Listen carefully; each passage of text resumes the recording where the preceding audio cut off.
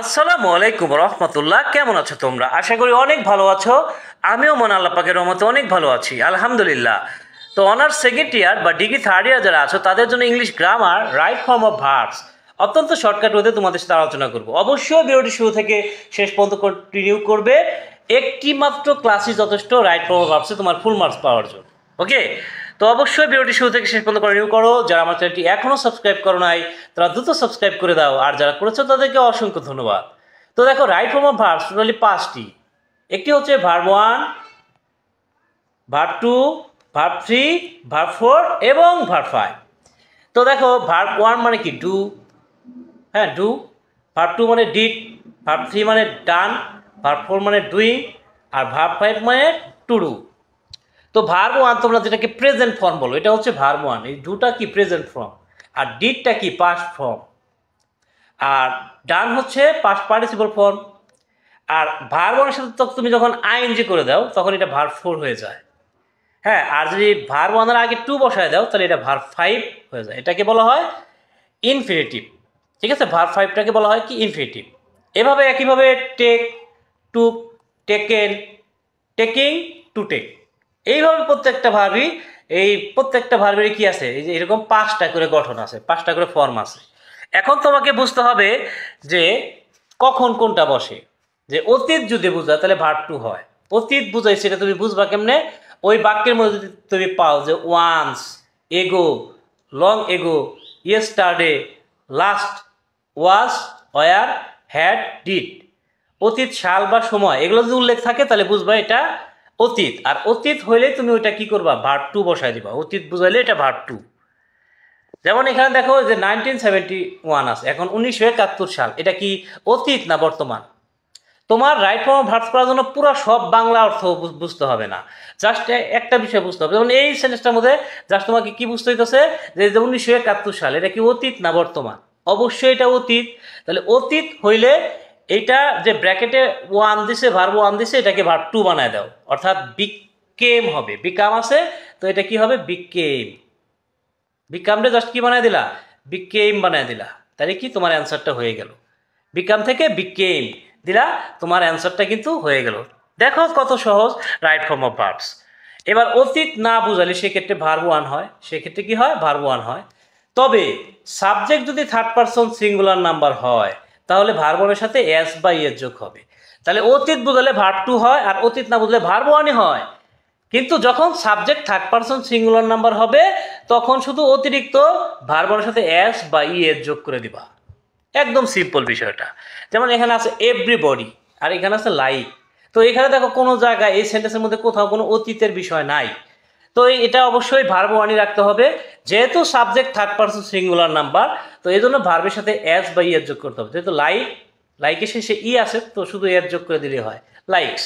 অর্থাৎ কোনো ভার্বের শেষে যদি ই থাকে তাহলে ওটার শেষে শুধু এস হবে, আর ই না থাকলে ইএস হয়। ওকে, আচ্ছা, one of my friends. One of my friends, এখানে ওয়ান কি? One subject third person singular number, তাহলে এখানে বি এর পরিবর্তে কি হবে? ইজ হবে। হ্যাঁ, আমরা জানি বি মানে কি। এই বি মানে কি? এই বি মানে হচ্ছে এম ইজ আর বা ওয়াজ ওয়ার। এম ইজ আর, অথবা অতীত বুঝালে আমরা কি বলতে পারি? Was were. তো দেখো, এইগুলোর মানে কি? যে বি মানে অ্যামিজার অথবা ওয়াজ ওয়ার। যেহেতু এখানে অতীতের কোনো বিষয় না, তো আমাদের অ্যামিজার ব্যবহার করতে হবে। যেহেতু subject third person singular number, subject যেহেতু থার্ড পারসন সিঙ্গুলার নাম্বার, সেহেতু আমাদের ইজ ব্যবহার করতে হবে। ঠিক আছে, অর্থাৎ সিঙ্গুলার সাবজেক্ট সমান সিঙ্গুলার ভার্ব, আর প্লুরাল সাবজেক্ট সমান প্লুরাল ভার্ব। অর্থাৎ তোমার সাবজেক্ট যদি সিঙ্গুলার হয় তোমার ভার্বও সিঙ্গুলার হবে, আর সাবজেক্ট যদি প্লুরাল হয় তোমার ভার্বও প্লুরাল হবে। সাবজেক্ট সিঙ্গুলার মানে কি? সিঙ্গুলার মানে একজনকে বুঝাইছে, আর প্লুরাল মানে একের অধিককে বুঝাইছে। ওকে, যেমন আই হচ্ছে কয়জনকে বোঝায়? আই দ্বারা কয়জন? আই মানে আমি। আমি তাহলে কয়জন হয়? একজন হয়। তাহলে আমি একজন, কিন্তু উই কি একজন? একজনের বেশি, কমপক্ষে দুইজন। তাহলে I singular, we plural. You মানে তুমি, এটা সিঙ্গুলার, আবার ইউ মানে তোমরা, এটা প্লুরাল। হি সি ইট, এরা হচ্ছে সিঙ্গুলার, এর প্লুরাল হচ্ছে দে। স্টুডেন্ট মানে একজন ছাত্রকে বুঝাইতেছে, এবার স্টুডেন্টস অনেকজনকে বুঝাইতেছে। এভাবে কিন্তু ভার্বেরও কি প্লুরাল আছে, সিঙ্গুলার প্লুরাল আছে। এম ইজ হচ্ছে সিঙ্গুলার, আর হচ্ছে প্লুরাল। ওয়াজ হচ্ছে সিঙ্গুলার, ওয়ার হচ্ছে প্লুরাল। হ্যাজ হচ্ছে সিঙ্গুলার, হ্যাভ হচ্ছে প্লুরাল, ডাজ হচ্ছে সিঙ্গুলার, ডু হচ্ছে প্লুরাল। একটা জিনিস কি তুমি খেয়াল করছো যে কোনো সাবজেক্টের শেষে যদি এস যুক্ত থাকে তাহলে সেটা কিন্তু প্লুরাল হয়।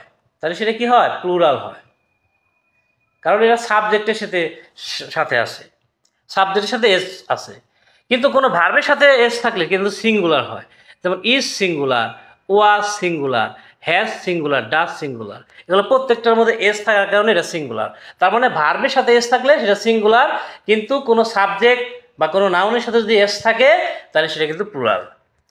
এরপর আসি, সাবজেক্ট যদি কাজ না করে, মানে সাবজেক্ট যদি তার নিজের কাজটা নিজে করতে না পারে তাহলে সেক্ষেত্রে অক্সিলারি প্লাস ভার্ব 3 বসে। অক্সিলারি ভার্ব, অক্সিলারি মানে একটু আগে বললাম যে am is are was were, তাই না? তো যদি সাবজেক্ট কাজ না করে তাহলে সেক্ষেত্রে অক্সিলারি মানে am is are plus verb 3 বসে।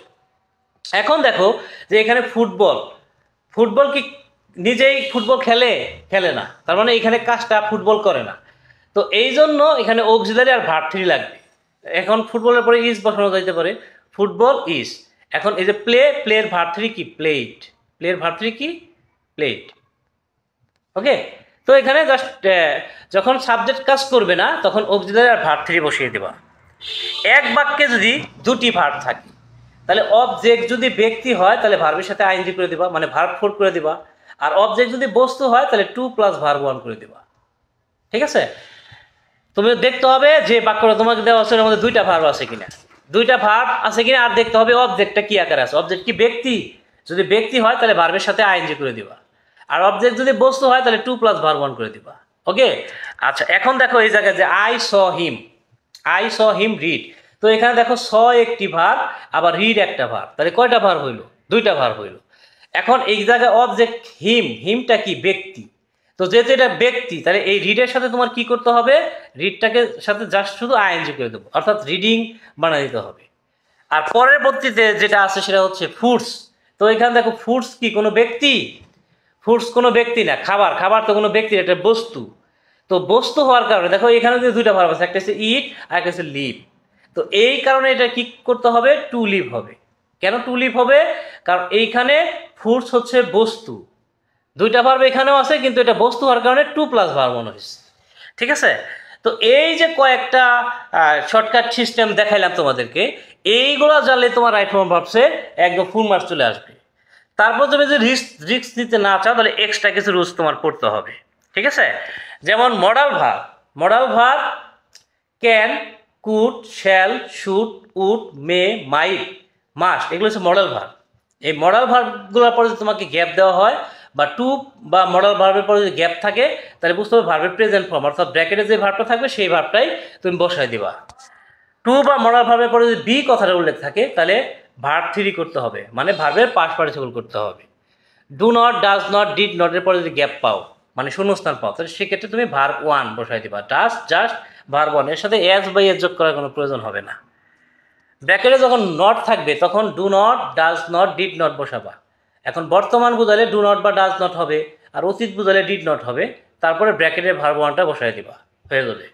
ইট ইজ হাই টাইম যদি থাকে তাহলে ব্র্যাকেটের ভার্বটাকে ভার্ব 2 বানায় দিবা, মানে ভার্বের পাস্ট ফর্ম বানায় দিবা।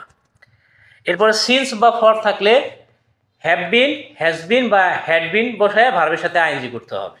সিন্স বা ফর যদি সেন্টেন্সের মধ্যে উল্লেখ থাকে তাহলে হ্যাভ বিন বা হ্যাজ বিন অথবা হ্যাড বিন এবং ভার্বের সাথে যে ভার্বটা আছে ওই ভার্বের সাথে আইএনজি করে দেবা।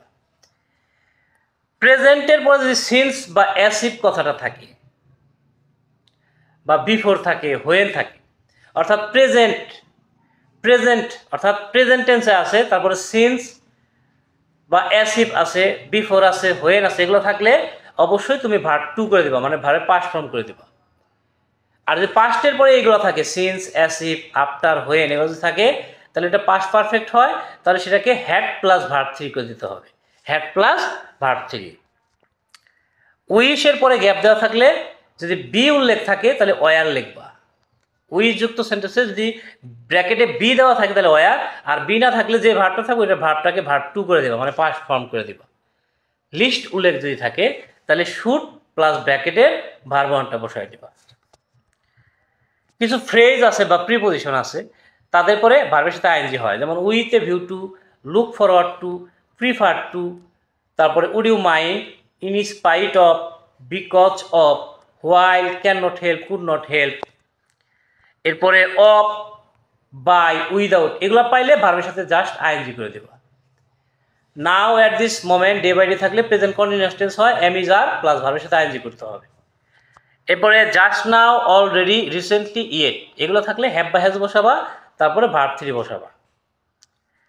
অক্সিলারি পরে গ্যাপ থাকলে ভার্বের সাথে আইএনজি করে দিবা নর্মালি, ভার্বের সাথে আইএনজি অথবা ভার্ব থ্রি। তো এখানে অক্সিলারি পরে গ্যাপ দেওয়া থাকলে তুমি নর্মালি যে বিষয়টাকে বেশি গুরুত্ব দেবা সেটা হচ্ছে ভার্ব থ্রি। আইএনজিটা খুব কম করার চেষ্টা করবো, আইএনজিটা বাদ দিয়ে দিলাম আমি, তুমি এটাকে ভার্ব থ্রি করে দেবো। অক্সিলারি পরে গ্যাপ পেলে ভার্ব থ্রি করে দেবো। ইফের পরে যদি সাবজেক্ট প্লাস ভার্ব ওয়ান পাও তাহলে ক্যান বা উইল বসায় ভার্ব ওয়ান বসাই দেবো, মানে ব্র্যাকেটে ভার্ব ওয়ান বসাই দেবো।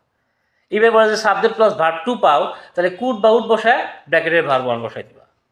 ইফের পরে যদি subject plus have plus verb three পাও তাহলে কুড হ্যাভ বা উড হ্যাভ বসায় ব্র্যাকেটের ভার্বটাকে ভার্ব থ্রি করে দেবা। ঠিক আছে? তো এই ছিল রাইট ফর্ম অফ ভার্বসের আজকের আলোচনা।